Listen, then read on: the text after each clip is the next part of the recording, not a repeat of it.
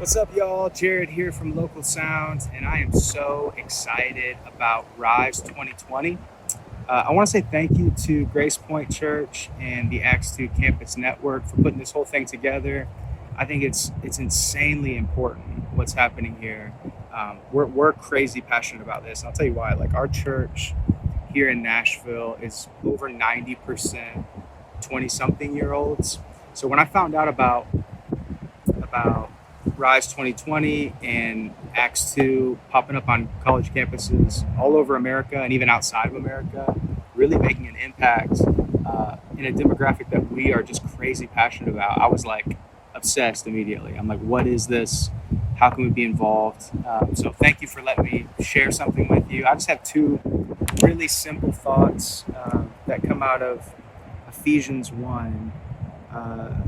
It says, it's in Jesus that we find out who we are and what we're here for. Long before we first heard of Christ, got our hopes up, he had his eye on us, had designs on us for glorious living.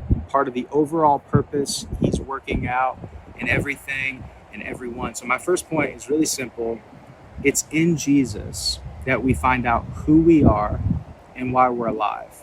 And I think college specifically is such an interesting time when we're trying to figure out big questions like identity and purpose. And I really believe, because of Ephesians 1, that it's in Jesus that we get to the bottom of those really significant, difficult questions. So that's point one. It's in Jesus that you find out who you are and why you're alive. And my second thought is at the end of this chapter, it says that God raised Jesus from the dead and set him on a throne in heaven, in charge of running the universe, everything from galaxies to governments. No name and no power exempt from his rule, and not just for the time being, but for forever. He's in charge of it all, has the final word on everything. And at the center of all this, Christ rules the church.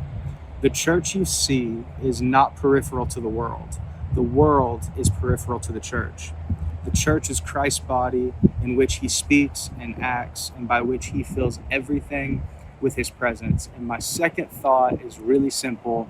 We believe that the church is the greatest movement in the history of the world. It's the most significant movement in the history of the world.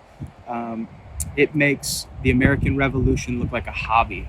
And I love America. I'm a patriotic dude myself, but the movement that Jesus started over 2,000 years ago is the answer in the solving of the most significant problem that man's ever had or will ever have, which is separation from God. So when you give your life to Jesus and you commit to building the church, you're really saying, I want to be involved in solving the biggest, most significant problem in the world.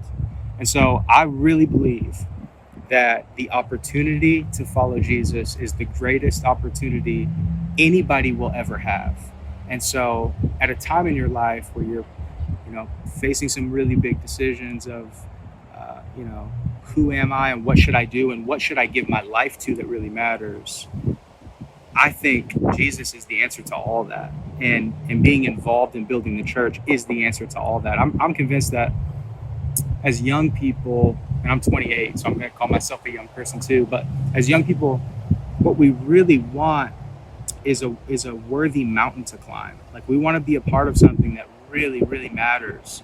And there is not a more meaningful work than what Jesus calls us into, which is to build the kingdom. So I would just encourage you, wherever you are on your walk with God, or maybe you haven't even started yet, I would just encourage you that the opportunity to follow Jesus is the greatest opportunity anyone will ever have, because the church is the most significant move in the history of the world. And I hope that's helpful to you, and I hope I get a chance to see you all again really soon.